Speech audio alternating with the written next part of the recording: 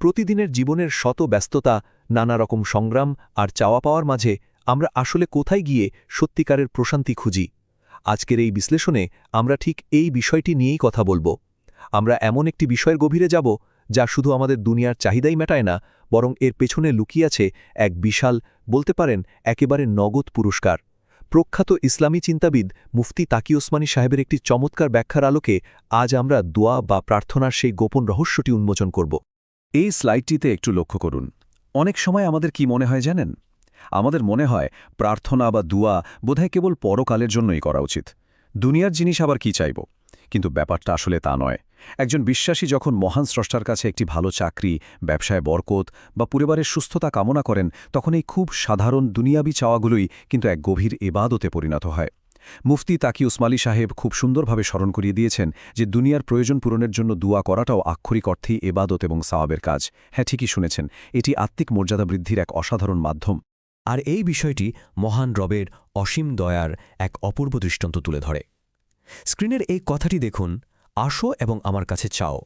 একটু গভীরভাবে ভাবলে বুঝতে পারবেন এটি কেবল একটি সাধারণ বাক্য নয়, এটি পরম করুণাময়ের পক্ষ থেকে আমাদের জন্য এক অভাবনীয় ঐশী আমন্ত্রণ।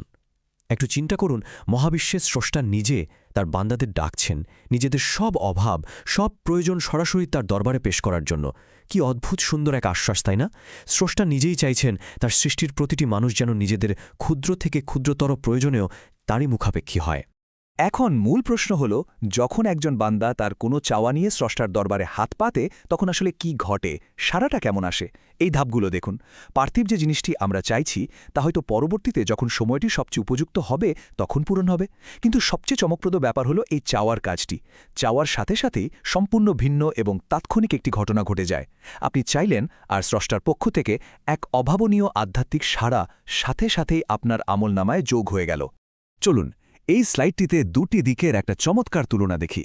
বান্দা যা কিছু চাইছে স্রষ্টা তা হয়তো তাকে পরে দেবেন, কিন্তু তার আগেই শুধু তার কাছে এসে এই যে হাত পাতা হল, চাওয়ার এই কাজটির কারণেই তিনি তাৎক্ষণিকভাবে সওয়াব ও নেকি লিখে দেন। এটিকে আপনি এক ধরনের আধ্যাত্মিক নগদ পুরস্কার বলতে পারেন, একেবারে ক্যাশ প্রাইজ। আর একজন বিশ্বাসী যত বেশি চাইবেন তার এই নগদ পুরস্কারের পরিমাণ তত বাড়তেই থাকবে। এটি দুনিয়ার আর 10টা সাধারণ লেনদেনের মতো নয়, বরং অসীম দয়ার এক অপূর্ব দৃষ্টান্ত। আমরা যদি একটু মন থেকে গভীরভাবে ভাবি, এমন উদার, এমন দয়ালু আর কে আছেন যিনি শুধু এতটুকুর জন্য পুরস্কার দেন যে কেউ তার কাছে চাইতে গিয়েছে?